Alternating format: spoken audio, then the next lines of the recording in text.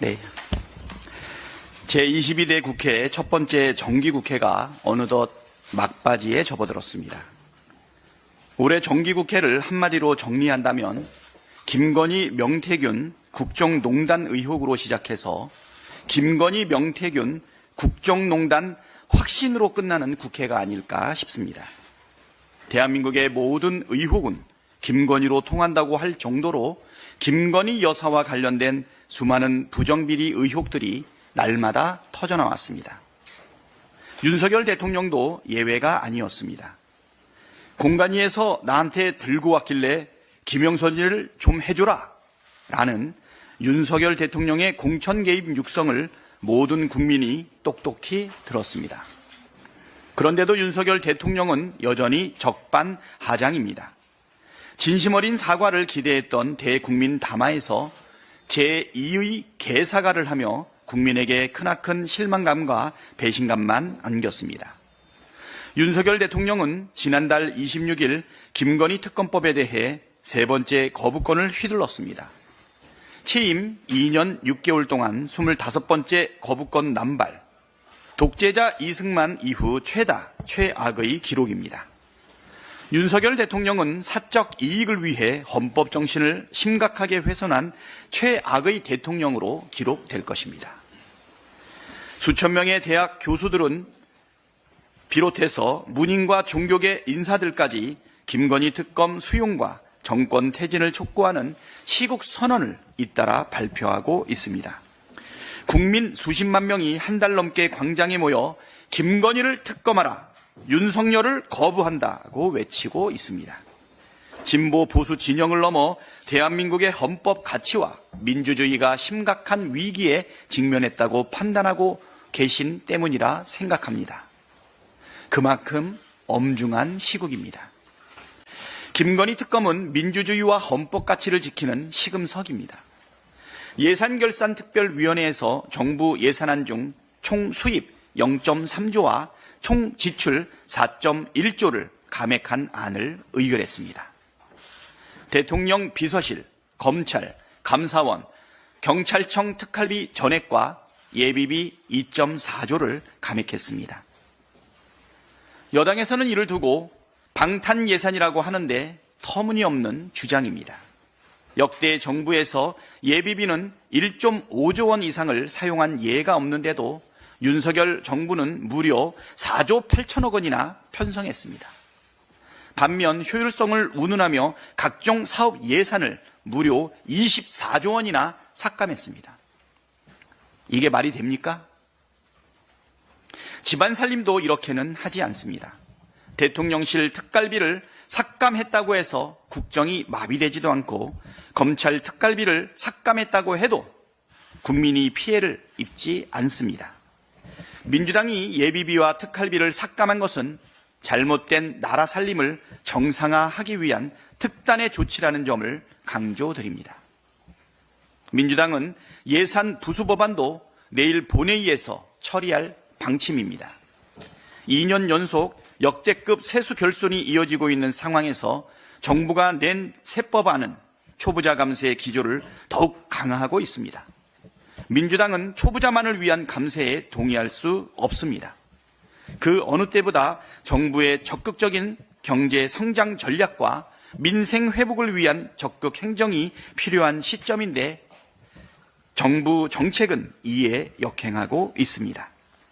이 자리를 빌려 초부자 감세를 위해 민생과 경제를 파탄내고 있는 윤석열 정부와 여당의 태도에 강력한 유감의 뜻을 밝힙니다. 정부 여당의 이런 기조가 유지되는 한 우리나라 경제가 회생할 가능성이 없다는 점을 대통령께서는 분명히 인식하셔야 합니다. 최혜병 국정조사는 국민께 약속한 대로 차질 없이 추진하겠습니다. 국민의힘은 지금까지도 국정조사 특위위원 명단을 내지 않았습니다. 국민의힘이 명단을 내지 않더라도 국정조사는 진행되어야 합니다. 국민의힘은 최혜병 순직 사건의 진실을 밝히라는 국민의 요구를 외면하지 말고 국정조사에 적극 협조하길 거듭 촉구합니다. 국정조사 계획서는 빠르면 4일 본회의에서 처리할 수 있을 것으로 예상합니다. 최혜병 국정조사에서는 순직사건 처리 과정에서 외압 유무에 대한 진실 규명과 책임 소재 규명, 대통령실, 국방부, 해군본부, 해병대 사령부, 검찰 등 정부 관계자의 압력 행사 및 관여 사항, 이종섭 당시 국방부 장관의 출국 금지 해제 과정과 호주 대사 임명 과정에서 정부 관계자의 직권 남용 및 범인 도피 의혹 등을 우선 규명할 방침입니다. 지금 대한민국이 처한 상황이 매우 엄중합니다. 민생은 물론이고 내년 경제 상황이나 외교 안보 상황도 상당히 우려스럽습니다. 이 위기를 슬기롭게 헤쳐나가기 위해 최선을 다하겠다는 말씀 드립니다. 민주당은 언제나 국민과 함께 싸우면서 일하면서 싸우겠습니다. 고맙습니다. 모두 발언이 끝나고 기자들의 질문이 이어졌습니다. 안녕하세요, 대표님. 세계일보 김민희입니다. 오랜만입니다. 다른 얘기 좀 하겠습니다. 서울중앙지검장 감사원장 탄핵 추진을 하고 있습니다. 여기에 대해서 검찰하고 감사원이 적극적으로 반발하는 움직임을 보이고 있습니다. 이 감사원 탄핵 추진 관련해서는 전직 감사원장들이 공동으로 입장을 표명했는데 여기에 대해서 당의 입장을 밝혀주시고, 두 번째로는 수미트리 사건 정보위원 신상 유출, 중국인이 드론으로 부산 경사시설 사진을 500장 촬영하는 일이 올해 한 해만 있었습니다. 그래서 형법 98조 간첩법 개정 필요성이 커지고 있는데 여기 계신 강효정 의원님께서도 발의한 법안입니다. 이 법안 개정 필요성에 대한 당의 공식 입장은 무엇이고 개정 시점을 언제로 보고 계신지 말씀해 주십시오. 네, 검사 탄핵하고 그다음에 감사원장 탄핵에 대해서 집단 반발을 하고 있습니다. 중요한 거는 두 분들 다 공무원이라는 거죠. 예, 경찰국 신설과 관련해 가지고 경찰들 반발했을 때 어떻게 했습니까? 징계하고, 그렇죠? 수사하고 많은 불이익을 줬었죠. 예, 지금 감사원장은, 특히 감사원은 정치적 중립을 견지하고 있다고 보기 어려워요. 국민들이 다 알 거라고 생각하고 있기 때문에 자기들의 정치적 중립을 지키지 못하고 편향된, 그리고 감사원은 행정부를 견제하고 또 비리를 찾아내고 하는 중립적인 역할을 분명하게 해야 될 텐데 지금 그 역할을 분명하게 하고 있지 못하기 때문에 감사원장 탄핵은 국민의 동의를 받아낼 거라고 생각을 하고요. 이것과 관련해서 검사들의 집단 반발도 다른 공무원들과 똑같은 불법이 있으면 탄핵할 수 있다, 이렇게 이야기하겠습니다. 대통령의 거부권은 헌법에서 나와 있는 권한이다, 의무다, 이렇게 얘기하는데 공무원들에 대한 탄핵도 당연히 헌법에 나와 있는 내용이다, 국회의 권한이다, 이렇게 말씀드릴 거고요. 감사원장 탄핵 말씀드린 대로 진행할 거고요. 검사 탄핵도 말씀드린 대로 강력하게 진행해 나가도록 하겠습니다. 두 탄핵과 관련된 부분은 우리 김용민 수석께서 추가적으로 답변 드리겠습니다. 네, 간단히 말씀드리면요. 탄핵이라는 것은 국회가 가지고 있는 헌법상 행정부를 견제하는 고유 기능입니다. 다른 의미로 쉽게 얘기하면 징계 절차입니다. 국회가 가지고 있는 헌법상 징계 절차를 취하는데 피징계자가 조직적으로 반발하는 것은 매우 어색합니다. 민주주의 원칙을 훼손하는 아주 비민주적인 행태다라고 평가를 해주셔야 할 거라고 저는 생각합니다. 한편 지금 검찰이나 감사원 직원들이 조직적으로 반발하는 모습을 보인다라고 하는데 그 부분에 대해서는 저희가 별도로 감사원에 감사 요구하고 필요한 부분은 고발 조치하도록 하겠습니다. 행정공무원이 정치적 중립 의무를 지켜야 하고 집단행동이 법상 금지되어 있는 행정공무원이 정치적으로 집단행동을 하면서 국회를 겁박하는 것은 매우 위험한, 민주주의의 근본을 흔드는 매우 위험한 행동이다라는 것을 분명하게 경고합니다. 한편 감사원장 탄핵과 관련해서 여러 가지 이유들이 있겠지만 쉬운 거 하나만 말씀드리면 이겁니다. 그 산업부 공무원들에 대한 감사원의 표적감사가 있었죠. 그런데 산업부 공무원들에 대해서 수사 의뢰하고 고발 조치하고 이런 여러 가지 조치들을 취했던 것으로 알고 있는데 그 산업부 공무원들이 법원에서 무죄 확정 판결을 받았습니다. 무죄 확정 판결을 받은 내용들을 보면 감사원이 무리한 감사, 위법한 감사를 했다라는 것이 확인이 되고 있기 때문에 여기에 대해서 법적 책임을 묻지 않을 수가 없습니다. 그래서 이런 것들이 중요하게 다뤄질 것이다라는 말씀을 드립니다. 그리고 간첩죄 부분 말씀 주셨는데 간첩죄에 대해서는 당에서 공식적인 입장을 정하지는 않았고요. 이건 법사위에서 현재 심의가 되고 있습니다. 그래서 법사위 절차에 따라서 개정안들이 만들어질 거다 이렇게 보고 있습니다. 이상입니다. 네, 다른 질문 또 받겠습니다. 안녕하세요. 동아일 유승 기자입니다. 원내대표께서 내일 예산 부수 법안 처리한다고 하셨는데, 정태호 간사님 말씀 들어보니까 세법 개선안을 여당 서원석 위원장 주도로 일방 통보로 처리했다고 하는데, 이렇게 되면 예산안은 저희가 수정을 야당안이 되는 거고, 세법 개선안 여당안이 올라오게 되는 것 같은데, 저희가 내일 처리하게 되는 예산 부수 법안 중에 어떤 것들이 있는지나, 그 정부 간의 세법 개선안이 어떻게 포함이 되는지 궁금합니다. 간략하게 말씀드리면요. 정부가 예산 부수 법안으로 지정한 게 13개고, 그 다음에 의원님들 발의된 법안 중에 부수 법안으로 지정된 게 22개, 35개를 금요일 오후에 국회의장께서 부수 법안으로 지정을 했고요. 그 중에서 우리가 쟁점이 없는 부분들은 가결을 할 거고요. 쟁점이 있으나 내부적으로 논의한 끝에 정무적으로 판단돼서 수정할 부분은 수정하고 부결할 부분 부결할 거다라고 얘기를 하는데요.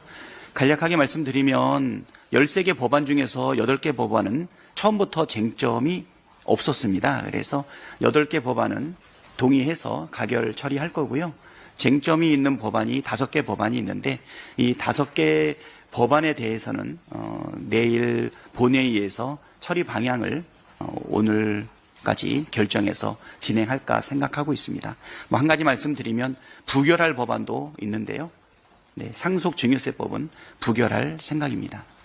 소득세 법안 관련해서 주요 내용들이 있었는데요. 소득세 법안의 내용 중에서 국민들이 뜨겁게 관심을 가지고 또 우리 지도부에 결단을 요구했던 금투세 폐지, 그다음에 조각투자상품 배당소득 산입, 그다음에 가상자산에 대한 과세 유예 3가지가 있었는데요. 금투세 폐지 부분에 대해서는 저번에 이재명 당대표께서 폐지에 동의하는 것으로 이야기를 했고요. 그다음에 가상자산 유예와 관련된 부분은 깊은 논의 끝에 추가적인 제도 정비가 필요한 때다라고 생각을 해서 가상자산 과세에 대한 2년간의 유예에 대해서 동의하기로 했습니다. 그래서 소득세도 아까 쟁점이 없었던 8개 법안에 가산해서 내일 처리할 계획입니다. 그리고 부가세하고 조특법에 대해서는 수정 의결할 계획입니다. 네. 배당소득 분리가세는 조특법에 들어있는데요. 그거는 초부사 감세의 그냥 완결판입니다. 배당소득 분리가세는 반대합니다. 네. 네, 다른 또 질의 받겠습니다. 네, 다음에. 네. 오늘 의장께서 완전 여야대표가 완전 제안하신 걸로 아는데 내일 본회의에서 일정한 서류를 받고 한 핵심이 몇 시간 있는지 연사는 진짜 일하시는 예, 지금 오늘 기자회견을 마치고 나면 오늘 오후부터 내일 오전까지 24시간의 시간이 있습니다. 그 시간 내에 국회의장 중재하에 필요하다면 여야 원내대표가 만나서 추가적으로 논의할 부분이 있는지에 대해서 말씀을 하겠습니다. 아까 말씀을 들어보셨겠지만 우리 정태호 기재위 간사와 허용 예결위 간사의 모두 발언을 들어보셨죠? 예, 저희가 그렇게 결단할 수밖에 없었던 불가피한 사유가 있었기 때문에 그러한 불가피한 사유에 대한 정부 여당의 전향적인 태도가 있다라고 하면 추가적인 협상의 여지는 분명하게 있다. 이렇게 말씀을 드리고요.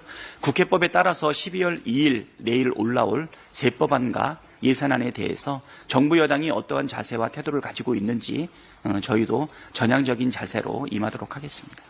예, 안녕하세요. 현재의 이상훈입니다. 방금 보도가 됐는데 여당에서 오늘 위원님과 예산 마찰을 앞두고 국민의힘에서 지금 불참 통보를 했다고 하는데요. 이에 대해서 좀 어떻게 생각하시는지 여쭙고 또 설명해 주셨듯이 정부 여당이 결국 협조를 안 해줘서 감액안만 통과가 된 상황인데 그럼에도 불구하고 꼭 민생에 필요한 예산도 추후로 필요하다고 들었습니다. 이후에 민생 관련 사안에 대해서 증액 관련해서 계획이 어떻게 있을지 궁금합니다. 아직도 24시간의 시간이 남아있기 때문에, 네, 불참 여부는 저희가 한번 확인을 해볼게요. 아직 24시간이 남아있고, 우리가 저스트 감액안이라고 명칭을 붙였는데요. 4조 1,000억을 감액했는데 그 내용의 합리성이라든가 타당성에 대해서는 허용 간사가 구구절절하게, 구구절절은 적절하지 않죠. 예, 아주 적합하게 말씀을 하셨는데요. 이거만으로 끝나지 않을 겁니다. 국회법에 따라서 11월 30일까지 예결위가 의결하지 않으면 여태까지 예결위를 통해서 한 달 넘게 논의했던 모든 내용이 무용지물이 되고 정부안이 그냥 올라오게 되어 있어요. 그럼 그걸 어떻게 할 거냐? 과거에는 적당히 서로 양보하고 합의를 했기 때문에 12월 말까지 타협할 것을 전제로 해서 감액할 것은 봐주고 그리고 또 증액할 것은 서로 협의해 나가고 이렇게 진행하는 관례들이 쭉 지켜왔기 때문에 국민들이 보기에 적절하지 않다라고 하는 지적들이 많이 있었거든요. 지금 정부안은 폐기시키고 4조 1,000억의 감액안만 반영된 예산안이 들어가 있지 않습니까? 만약에 정부가 전혀 이 부분에 대해서 아무런 대응을 하지 않는다면 미니멈 4.1조 원 감액으로 처리가 될 거고요. 만약에 24시간 내에 우리가 추가적으로 불필요한 예산이 더 있다라고 하면 그러면 추가적으로 또 반영해서 수정안으로 더 많은 감액도 가능할 수 있다는 것을 분명하게 말씀드립니다. 우리 헌법상 감액은 국회 권한, 증액은 정부 권한입니다. 민생 예산을 추가로 편성하고 증액하는 것은 오로지 정부에게 권한이 있고 저희는 그 권한을 행사하라라고 매우 강하게 요구를 합니다. 다만 12월 2일이 헌법에서 정하고 있는 예산안 심사 기간이기 때문에 내일까지 12월 2일까지 그 안을 정부가 적극적으로 제시해라라는 입장을 다시 한번 강조드립니다. 이상입니다. 네, 안녕하세요. 조선비즈 이사입니다. 또 가상자산 과세에 의해 하신 거 안 엮을 수가 없는데 그동안 견제해오셨던 소득인데 과세한다는 기조와는 분명히 차이가 좀 있고 2년 뒤면 또 공교롭게 선거도 붙이잖아요. 그래서 공직회 때도 그런 좀 우려가 있었던 것도 사실인데 확고한 반대 의견이 당내에 있었는데 어떤 점 때문에 결정하셨는지 좀 더 깊이 말씀 주셨으면 좋겠습니다. 그것은 따로 시간을 내서 말씀을 드릴 거고요. 중요한 거는 오랜 수기와 토론, 그다음에 정무적 판단을 고려해서 결정한 것이다. 예, 그렇게 말씀드리겠습니다. 네, 또 추가 질의 더 받겠습니다. 혹시 다른 분 없으면 다시 한번 질의 받겠습니다. 네. 수영 과장님 하나 더 여쭙고 싶은 게요. 또 BJ위원장이 전체회 소식 직전에 갑자기 이제 못 받겠다라고 하셨다고 했는데 그게 그냥 상황상 저쪽 국민의힘 지도부가 못 받겠다고 한 거라고밖에 볼 수 없는 상황인데 그 안에서 이 부분 어떻게 파악하고 계신지 좀 여쭙습니다. 앞서 설명드린 것처럼 그 송원석 위원장도 합의된 내용을 근거로 해서 전체회를 소집을 했고 당일 아침에도 또 4가지 사항을 합의를 했죠. 그래서 14개 법안 전체에 대해서 정말 그 기재위 전문위원들이 밤새가지고 지금 이 법을 만들어냈는데 이게 소득세법입니다. 그러니까 소득세법도 합의된 사항을 만들어 놓은 거죠. 근데 갑자기 이제 어떻게 나왔냐면 합의 안 된 거는 못하겠다. 이렇게 들고 나온 거죠. 아마 밤 사이에 제가 알고 있기로는 기재부에서 엄청 로비를 한 것 같고 또 당 지도부에서 뭐 예를 들면은 뭐 자기들이 꼭 해야 될 뭐 쟁점 내용들이 있지 않습니까? 가상화폐라든가 뭐 그다음에 상속세라든가 밸류업이라든가 이런 것들이 합의된 내용으로 못 들어가 있으니까 못하겠다. 이렇게 아마 나자빠져 버린 것 같아요. 그러니까 중간에 있는 박수영 간사만 애매하게 돼버린 거죠. 그리고 송원석 위원장은 그 최전방에서 전투부대가 된 거고. 그걸 보면서 정말 이게 오합지졸이구나. 이런 사람들을 어떻게 나라 끌고 가나 싶은 그런 마음이었습니다. 네, 혹시 첨언하실 말씀 있으실까요? 화영 간사님. 12월 2일 자동 부의되는 것을 이용해서 사실상은 정부는 증액 협의를 계속해서 끝간데까지 마지노선까지 미뤄왔습니다. 자동 부의되면은 유리하고 야당이 요구하는 증액 사안에 대해서 시간이 부족하다, 시트 정리 작업에 시간이 부족하다는 이유로 계속해서 증액을 협의를 미룰 수 있으니까요. 그래서 저희들은 국회 예산심의권 중에서 감액안에 대해서 심의 의결할 수밖에 없다라고 말씀을 드리는 거고요.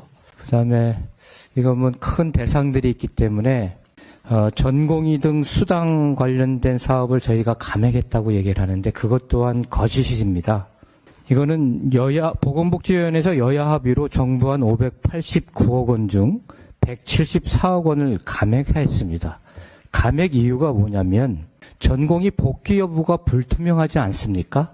그래서 12월 달에 전공의가 다 복귀해서 내년 1월부터 수당을 지급하면은 그 비용이 들어가는데 전공의 복귀 여부에 대한 현실성 있는 계획을 감안해서 정부가 12개월분으로 편성한 수당을 10개월분으로 해가지고 그 10개월분의 삭감안을 여야 합의로 해가지고 통과시킨 것입니다. 굉장히 현실적인 집행 가능한, 그것이 또 집행 가능할지는 모르겠지만 그렇게 한 거고요. 원전 사업은 정말 문제 있는 사업 두 사업 제외하고 정부 원안을 다 반영을 했습니다. 정부가 원전 사업과 재생 신재생 에너지를 동시적으로 증액해 나가야 하는데 원전 사업은 늘리고 재생 신재생 에너지는 감액 편성을 했습니다. 그럼에도 불구하고 우리 민주당은 원전 사업에 대해서 정부안을 다 반영을 했고 정말 심도 깊게 논의되어야 할 두 가지 사업에 대해서만 감액 편성을 했었던 것입니다. 그런 점들을 좀 언론인 여러분들께서 명확하게 인지하여 주시고 보도해 주시면 감사하겠습니다. 네, 예고되어 있다시피 소호정에서 오찬이 있고요. 거기서 조금 더 이야기 나눌 수 있을 듯합니다. 2025년 예산안 및 순직 해병 국정조사 계획에 대한 기자 간담회는 여기서 마치도록 하겠습니다. 네, 일요일 날 모두 수고하셨습니다. 감사합니다.